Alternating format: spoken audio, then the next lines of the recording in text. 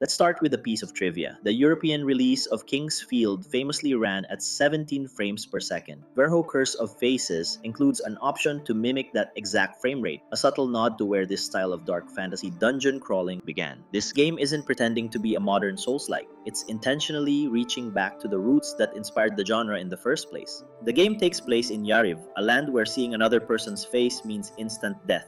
That single rule wiped out almost the entire world, and for nearly 300 years, masks have been the only thing keeping humanity alive. The person who uncovered the truth behind the curse, a figure known as the Maker, created the masks that allowed people to stand near one another again, and his work shaped everything that followed. When you step into this shadowed, low-poly world, your first act is choosing a mask.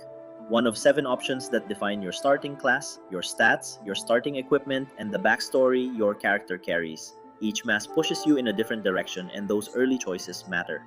I spent 29 hours in this place, fighting through its traps and uncovering its secrets. Verho demands a high price for entry, but there's a reward behind the difficulty. So let's talk about what that cost actually feels like. Combat is built around slow, deliberate movement. There's no stamina bar, just health, mana, and experience. Your attacks have weight, and charging your strikes becomes the core of your rhythm because normal swings feel far too weak. You step in, release a heavy blow, and step out before the counter-attack lands. Enemy health appears on screen the moment combat starts, which helps you judge how close you are to ending a fight. Dodging relies almost entirely on movement, weaving, backing up, circling, or keeping away from danger. The game technically gives you a backstep, but it's tied to blocking, and it's so short that most attacks still catch you. There are no armor sets and no defense stat. Staying alive comes from increasing your health, learning enemy patterns, spacing correctly, and choosing the right moments to engage enemies. Healing is straightforward. There are no healing spells here, and there's no flask system. You rely entirely on potions you loot or buy, and breakable objects often drop more. Those breakables respawn too, which means if you're running low, you can farm enough to stay alive. It adds a bit of old-school resource management to the tension, especially during long stretches without an altar. Mask altars are where you level up, rest, and fast travel. Resting respawns enemies, while simply touching the altar saves your progress without bringing them back. And that distinction matters because dying forces you to reload your last save. There's no regaining lost currency here. You just lose all progress since your last checkpoint. Saving frequently becomes part of the strategy. So why endure all that tension? Because the world itself is worth exploring. A dedicated jump button gives the developers room to play with verticality. You climb, drop, and move through layered spaces that hide secrets everywhere, including false walls that lead to special items. Sheathing your weapon lets you run faster, and in a game where backtracking is common, it's essential. The world isn't one seamless map. Each region loads separately, but inside those zones, shortcuts and interlocking paths keep everything cohesive. Rings give passive boosts, and runes unlock spells with elemental affinities. Many enemies have their own strengths and weaknesses tied to elements and weapon types, and later in the game you unlock a way to identify those weaknesses directly. There's also a surprisingly large number of weapons, spells, and rings, far more than I expected from a game of this scale. And it's easy to build entirely different playstyles depending on what you find. Both weapons and spells have stat requirements too, so your build naturally shapes what you're able to use. You do get limited respecs per playthrough, but experimentation is still encouraged.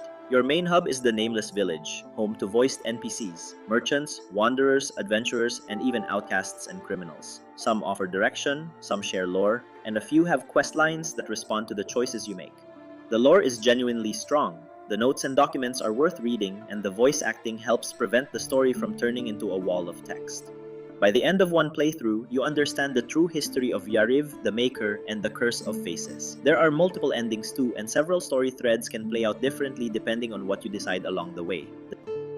The challenge ramps up quickly. Early areas include tight rooms full of traps with oversized hurt boxes that can kill you instantly if you misjudge the spacing. The game does nothing to stop you from wandering into zones you're under-leveled for, but once you understand the pacing, the tension becomes satisfying. The level design opens up, the environments vary, and the dungeon crawling loop becomes addictive in that classic old-school way. The boss fights are some of the strongest moments in the game. Strange, unsettling creatures that feel like they crawled straight out of eldritch horror. Their attacks force you to move, jumping, crouching, backing away, or creating distance to survive. They look great, they hit hard, and every encounter feels distinct. With that said, Verho isn't perfect. Combat is stiff early on until you learn its rhythm. The backstep dodge is barely functional. Some early traps have huge hurtboxes that feel unfair the first time you see them. The default graphical effects and head swaying are intense until you turn them down. And the pacing drags a bit before you unlock enough altars to travel comfortably. But despite a few rough edges, Verho delivers something special. The world has a heavy, eerie mood that sticks with you long after you stop playing. Its challenge stays sharp, and its lore is strong enough that I never skipped a single note or piece of dialogue. The voice acting ties the world together, and by the time I reached the end, I found myself wishing there was more to uncover.